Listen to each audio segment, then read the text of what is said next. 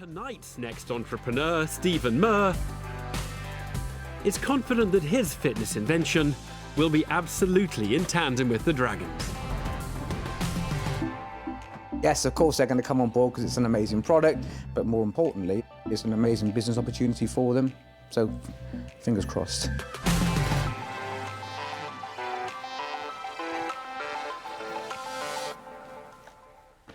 Hello, Dragons. My name is Stephen, and I'm here today to ask you for £80,000 of your hard-earned cash for a 5% stake in my small but perfectly formed business, TURBO ROCKS Limited.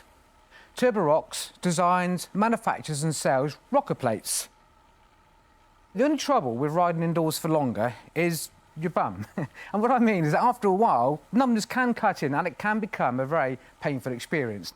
This is where TURBO ROCKS enters the market with its game-changing rocker plate, the Real Plate. It allows the rider to ride indoors for much longer, and you get much more of a sense of riding out on the road. TURBO ROCKS has been trading for about 2.5 years, and we've seen incredible growth over the last 12 months of 670%, selling over 1,000 units worldwide. So, come on, Dragons, who would like to join me and rock all over the world? Would anybody like to have a go on one of our rocker plates? Debbie, would you like to have a look? Probably not. Oh, no. An indoor cycling aid that provides a realistic riding experience is the offering from Somerset-based Stephen Murr. There we go. He's looking for £80,000 in exchange for 5% of his business. Have you ever ridden a bike before? Yeah, I have. It doesn't feel like I have, though. Stephen Bartlett is done with his demo. And Deborah Meaden is first out of the blocks with the questions. So, Stephen, thank you very much for that. My first question is for Stephen to my left. OK. Because I want to know how close to a bike was it? Very close to a bike, but I personally would prefer my Peloton because I don't want to be fighting with the stability. I want to enjoy myself and relax, and I felt like that was, as a more casual rider, was much more difficult just to relax on. And I guess it's personal preference. Absolutely, but there's no reason why there can't be the crossover there. Deb, you are down... Did you just call me Deb? Deborah, sorry. Just so you know, you started off with a Debbie, you got away with it once. Now you've shortened it to Deb. If you call me Dee, you're going to be out of those lift doors faster than you can say Deborah. OK. Thank you, Deborah. Apologies. So you've sold 1,000 units already. How are you selling them? Almost every single one of them gets sold through our website. And how much do they sell for? Anywhere from £250 to £499. And how much are they costing you to make? So the most popular one at £499 cost me £141. And where are you making them? In my garden shed. Lots of great things start in people's garden shed. That's fine. Deborah Meaden discovers the entrepreneur doesn't need to get on his bike to get to his product's production line. But a sector-savvy Tuka Suleiman is more preoccupied with Stephen's background than his back garden. I'm just fascinated by you. So tell me about you. I've been a salesman for most of my life, actually. Selling what? First of all, a little bit of insurance and washing machines and tumble dryers. I worked in the Wimpy flipping burgers for a little bit. Wow. OK, so I'm in the cycling world. Yes. What I want to know with this is the scale of the market and how many orders are you getting outside of the UK? All right. So the global cycling market is... Don't give me that. I know the global cycling market is huge, but what I'm saying is the scale of this product. So indoor cycling has really, really grown over the last few years, with a global value that's going to grow to roughly £1 billion. The challenge, and this is kind of why I'm here really, is to get some help with international shipping and distribution, you know, the global market. This is the key place to go, I think. That's really interesting. Now, could we get down to business? What did you do last year? Revenue was 365,000. Yeah. With a net profit 135. What have you done with all the profit? Is it still in the garage? Yeah, it must be, because it's not in my pocket or I haven't spent it. I have a part-time job as well. I work, and I still do, 3 days a week in the local bike shop. And you don't own that? No, I'm a salesman. I'm just a lowly salesman. Why do you do that?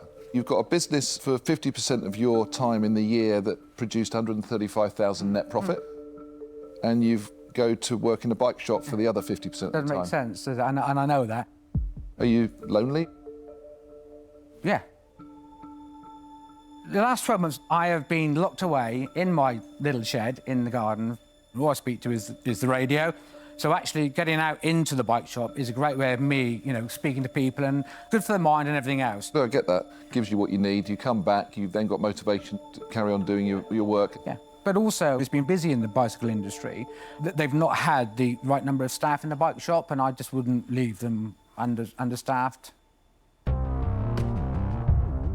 Stephen candidly reveals his reasons for holding down a job outside of his business, despite his company making a six-figure profit in the past year. And Stephen Bartlett has some concerns regarding the effect being a part-time entrepreneur could have on scaling a global enterprise. How ambitious are you? I'm very passionate about my brand, and I think, yeah, I'm pretty ambitious. Give me a scale of your ambition for this business over the next 3 years. I'm absolutely dedicated, and this is gonna make it over the next 3 years. You say absolutely dedicated, but that sits in contrast to spending half of your time working in a bike shop. Yeah. When you invest in someone, you're desperate for them to go all in because that's my money. Of course. And I want a return, so I want to back someone that believes in the scale of the opportunity. So they want to give everything to it. Yeah. So my question is, why didn't you go all in? One of those things where it's only really now that I've understood what the overall potential market is. It's just getting bigger and bigger. But in my mind, it's, oh yeah, but this will ease at some stage, surely. But that easing stage never really happened. Did you see that? You saw it getting bigger? Yeah. Why didn't you go for it? Yeah, I know. But now I do, obviously. Clearly. You're still working in the bike shop today? Yes. Yes. Why haven't you gone for it? I will, and I need to, and I understand that. All of this creates a really clear picture for me that you're an entrepreneur that isn't dedicated to scaling this business with the aggression that I would need as an investor to make a return. So I'm going to say that I'm out. Stephen Bartlett feels that his namesake lacks the motivation needed to take his business to the big time, and becomes the first dragon to walk away from the cycling proposition. Can Deborah Meaden get the entrepreneur's pitch back on track? I know you think you want an investor, but I'm not entirely sure that you do. Wanting to do what you want to do, being loyal to your current employer, not giving that job up, that isn't a bad thing, it's just a different thing to what is needed when you're making an investment. And I kind of don't want you to change that. But I am aware of that, Deborah, and that's why. But you're not. You can today. say the words and you can think it, but you haven't felt it. When I sit in this chair, I am trying to understand the motivations of the person standing in front of me. So I'm really sorry. I won't be investing. I'm out. I admire anybody that out of their garage has created a business that's turning over several £100,000. However, I wonder whether you've had a real window of opportunity, lockdown has occurred, your sales have gone through the roof as a result of that, and now these main players will create something similar that will just take your sort of lunch away. So sadly, I'm out. Two more dragons step away from a deal. But it appears Sarah Davies believes she knows just what's needed to give Turbo Rocks a turbo charge. You don't want an investor. I do, Sarah. Sarah. Did you call her Sarah? He did. You know what? I'm going to just go now. Thank you, Dragons. There's the door if you want, Stephen. You don't want an investor. You need a business partner. I agree with that.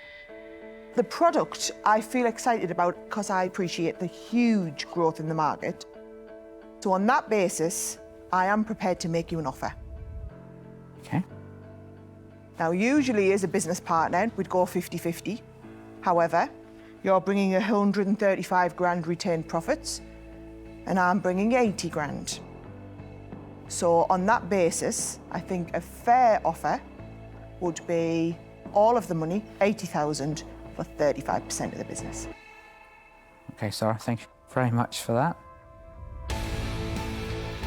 Finally, an offer on the table as Sarah Davies proposes a partnership. But in return for her cash, she's asking for 7 times more equity than the 5% Stephen is willing to give away. Tuka Suleiman already has a bike business in his portfolio, so will he join the investment race? I like your enthusiasm, but I think you need a partner that is probably a bit more hands-on, because there's some fundamentals that need to be sorted out first. But yeah, it sounds interesting. So,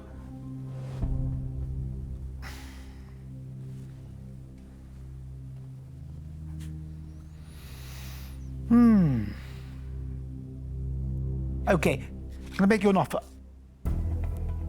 But my offer's not gonna be as good as Sarah's, because I'm gonna want more than 35% of the business. And I know what I can bring to the party. So my offer is 80,000, but I want 40%. Thank you. It's wonderful. I'm so pleased I've got 2 offers. Okay, is this where I now can...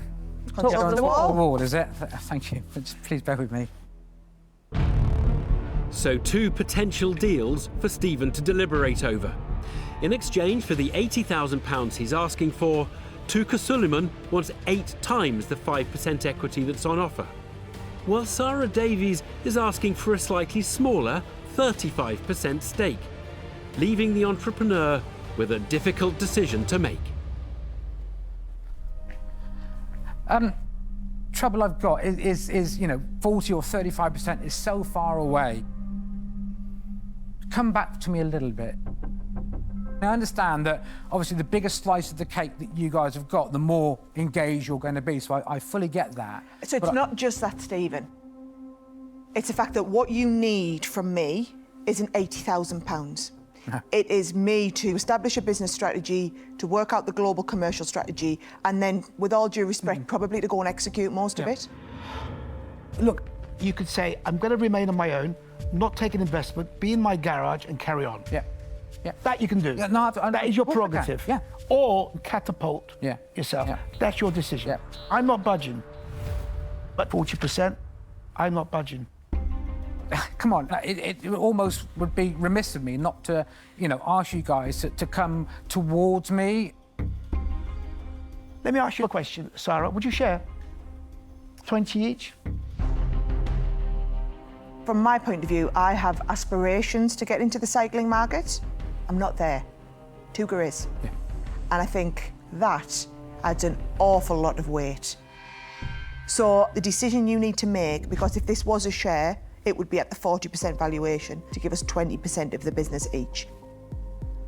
That is the deal I would share on. Okay, look, I think you'll really help me on this journey, so can't believe it. I think we should do it. Great, great. Awesome Well done. stuff. We've got a deal, Stephen. Welcome to the bike business. Sarah? Thank you very much. It's a double deal for Stephen. He leaves the den with 2 new business partners and £80,000 in the business bank account. You've got to press the button, Stephen. Thank you, Sarah. Oh, you got the name right too. This is going to be the start of a great relationship. Hopefully, his garden shed has room for 3. Can't believe it. Didn't see that coming at all. They were just dropping like flies. And all of a sudden, 2 brilliant dragons together. Oh, it's absolutely like a dream team. I can't believe it.